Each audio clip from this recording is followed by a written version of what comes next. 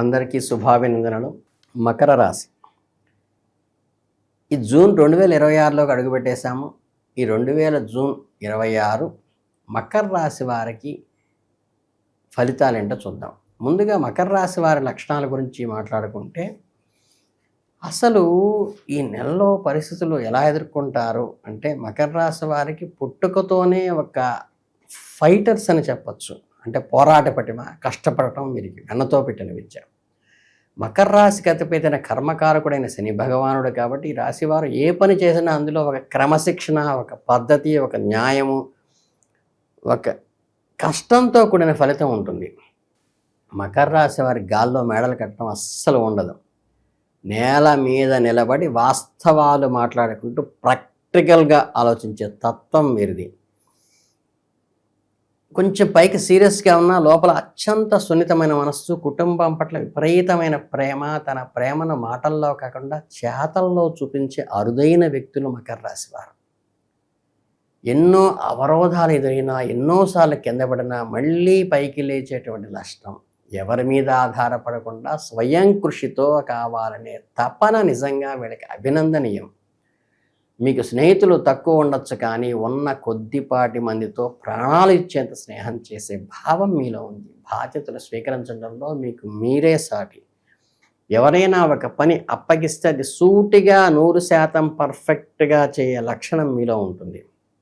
మీకు జూన్ నెలలో గ్రహస్థితులు ఎలా ఉన్నాయో, ఎలాంటి ఫలితాలు ఇస్తున్నాయో ఇప్పుడు గమనిద్దాం.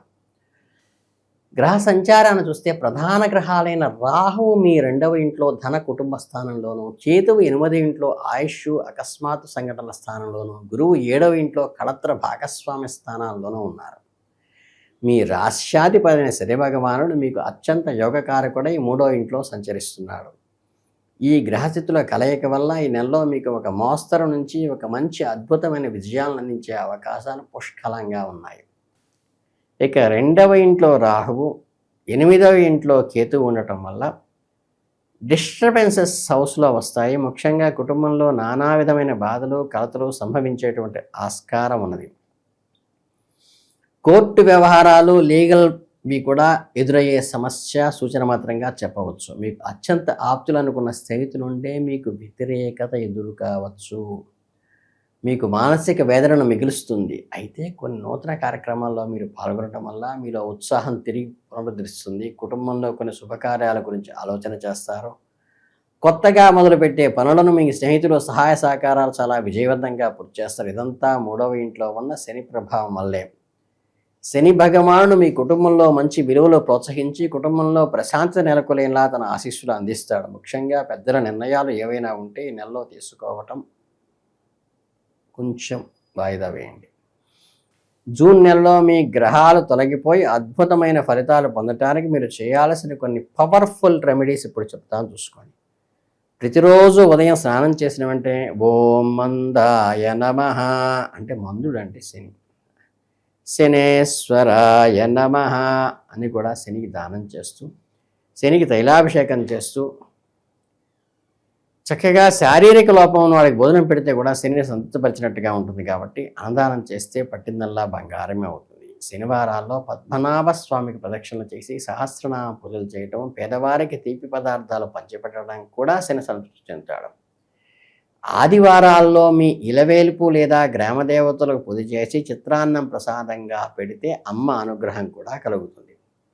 సోమవారం నాడు శివాలయంలో కాలభైరవ స్వామికి పూజలు చేసి, నిమ్మకాయల దండ వేసి, ఎర్రటి పూలతో అర్చించే గుగ్గుళ్ళు నైవేద్యంగా పెట్టి పేదవారికి అన్నదానం చేయటం కూడా శ్రేయస్కరం.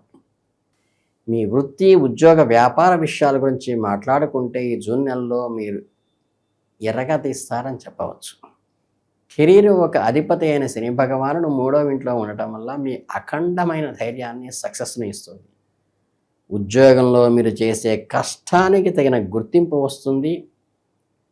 ప్రమోషన్లు, ఇతర ప్రయోజనాలు, ఇంక్రిమెంట్లు, ఫైనాన్షియల్ బెనిఫిట్స్ కలుగుతాయి. ఆఫీసులో మీరు మారు మ్రోగుతుంది మీ పేరు.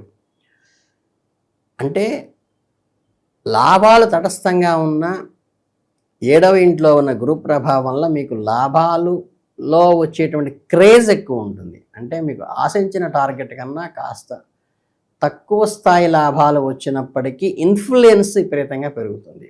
రాహుకేతువుల ప్రభావం వల్ల 6వ ఇంట్లో ఉండాల్సిన గురుడు 7వ ఇంట్లో ఉండటం వల్ల మీరు కొన్ని అడ్డంకులను ఎదుర్కొని ఆ తర్వాత విజయాన్ని సాధిస్తారు. ఏ పని మొదటి ప్రయత్నంలో అవ్వకపోవచ్చు. కాస్త ఓపిక పట్టి పట్టు వదలకుండా పనిచేసే మీ రాశి యొక్క ప్రధాన లక్షణాలతో ముందుకు వెళితే ఏ కార్యాన్నైనా అనుకూలంగా మలుచుకుంటారు. అదే సమయంలో శ్రమ కష్టం కూడా కాస్త ఎక్కువ పడుతుంది. ఆర్థికపరమైన విషయాలకు వస్తే జూన్ నెలలో డబ్బు ఫ్లో కాస్త ఆందోళన కలిగించే విధంగా ఉంటుంది. నిలకడ కష్టం అవుతుంది.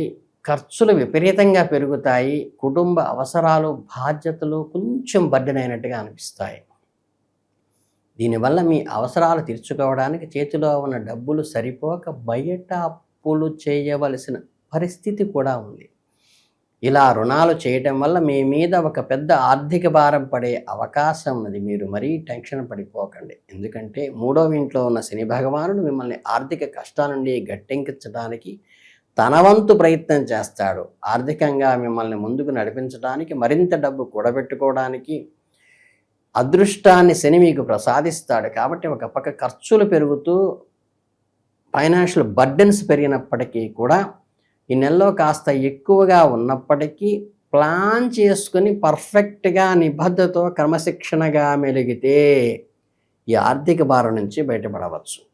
గరుడు 7వ ఇంట్లో ఉండటం వల్ల మీకు కొన్ని శారీరక ఇబ్బందులు రావచ్చు. ముఖ్యంగా నరాల లాగటము, నరాలకు సంబంధించిన నొప్పులు, చీలమండలు, యాంకిల్స్, భుజాల నొప్పులు మిమ్మల్ని ఇబ్బంది పెడతాయి. దీనివల్ల అనవసరమైన టెన్షన్లో పెట్టుకుంటారు. ఇక్కడ కూడా మీ రాష్ట్రాధిపతి శని భగవానుడే మీకు శ్రీరామ రక్ష. 3వ ఇంట్లో ఉన్న శని మీకు ఆరోగ్య సమస్యల నుంచి మంచి ఉపశమనాన్ని ఇస్తాడు. పెద్ద పెద్ద అనారోగ్య సమస్యల నుంచి కూడా మీకు సులభంగా బయటపడేలా శని మిమ్మల్ని గైడ్ చేస్తాడు. మీ ఆరోగ్యం మరింత మెరుగుపడాలంటే ఉదయాన్నే లేచి కాస్త యోగా చేయటము, మెడిటేషను, ధ్యానం చేయటము, దేవుడిని ప్రార్థించడం లాంటివి జూన్ నెలలో మీకు చాలా అవసరం. ఇక మీ మనస్సుకు శరీరానికి గొప్ప ప్రశాంతత ఇచ్చేటువంటిది ప్రేమ, పెళ్ళి, వ్యక్తిగత సంబంధాలు. ఇవి మీరు కాస్త ఆచితూచి అడుగు వేయాలి. ఈ విషయంలో 7వ ఇంట్లో గురుడు ఉండటం వల్ల మీ వైవాహిక జీవితంలోనూ ప్రేమ వ్యవహారాల్లోనూ అప్ అండ్ డౌన్స్ చూస్తారో. మీ జీవిత భాగస్వామితో ఎప్పుడూ ఉండే స్మూత్నెస్ ఈ నెలలో లోపిస్తుంది. చిన్న చిన్న విషయాలకే మీ భాగస్వామి బాధనలకు దిగే అవకాశం ఉన్నది. ఒకవేళ మీలో ప్రేమ ఉండి ఈ నెలలో పెళ్లి చేసుకోవాలని భావిస్తే జాగ్రత్తగా ముందుకు అడుగులు వేయండి. ఈ నెల పెళ్లికి అంత అనుకూలమైన మాసం కాదు. సరైన శుభ ఫలితాలు రాకపోవచ్చు. శుభగడియలు ఈ నెలలో కాస్త మిస్ అయినట్టు. వైవాహిక జీవితంలో మంచి ఫలితాలు పొందడానికి జూన్ అంత అనుకూలంగా లేదు. 3వ ఇంట్లో ఉన్న శని మీకు అడ్డంకులను అధిగమించే శక్తిని, ఉపశమనాన్ని ఇస్తాడు. కుటుంబ స్నేహితుల విషయానికి వస్తే 7వ ఇంట్లో గురుడు ప్లేస్మెంట్ వల్ల మీ కుటుంబంలో వాదోపవాదాలు జరిగేటువంటి ఈగో ప్రాబ్లమ్స్ వస్తాయి. ఇంట్లో ఏదో ఒక ఇష్యూ మీద మాటలు, యుద్ధాలు జరుగుతూ ఉంటాయి. ఇక ఆదివారం శివాలయంలో నందీశ్వరుడికి పంచామృతాలతో స్నానం చేయించడం మంచిది. నవధాన్యాలు నానబెట్టి వృషభానికి ఎద్దుకు తినిపిస్తే కూడా మీకు వృత్తి వ్యాపారాల్లో, వ్యవసాయంలో వృద్ధి జరుగుతుంది.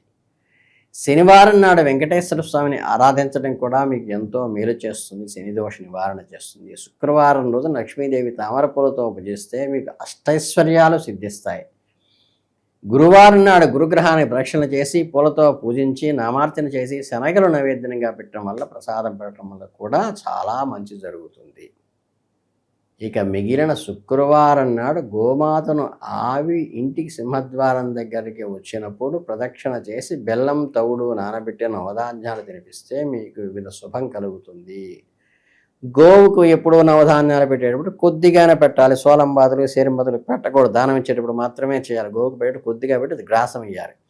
ఎవరికి గ్యారంటీలు, హామీలు, సంతకాలు పెట్టపాకండి. మీ ఇంట్లో దైవాన్ని ఎల్లప్పుడూ మనసులో స్మరించుకోండి. మీకు వీలు దొరికినప్పుడల్లా దేవాలయ దర్శనం చేయడం, సత్సంగాల్లో పాల్గొనడం, ఖాళీ సమయాల్లో మనస్సుని దైవ చింతనలో గడపడం మీకు ఎంతో మేలు చేస్తుంది. ఆలయాల్లో జరిగే కార్యక్రమాల్లో స్వచ్ఛందంగా సేవ చేయండి. వాలంటీర్ వర్క్ చేయండి. డబ్బు పడేయటం కాదు. పండుగ రోజుల్లో మీ స్తోమతకు తగ్గట్టుగా గుడిలో ప్రసాద వితరణ చేయండి. స్వయంగా మీరే ప్రసాదం పంచండి. ఈ చిన్న చిన్న పరిహారాలు పాటిస్తే అంకిత భావంతో, పట్టుదలతో అత్యున్నత శిఖరాలకు చేరేటువంటి అదృష్టం మీకు ఈ జూన్ నెలలో ఉంది. కాబట్టి మీకు ఆల్ ది బెస్ట్ చెబుతూ లోకా సమస్తా సుఖినో భవంతు.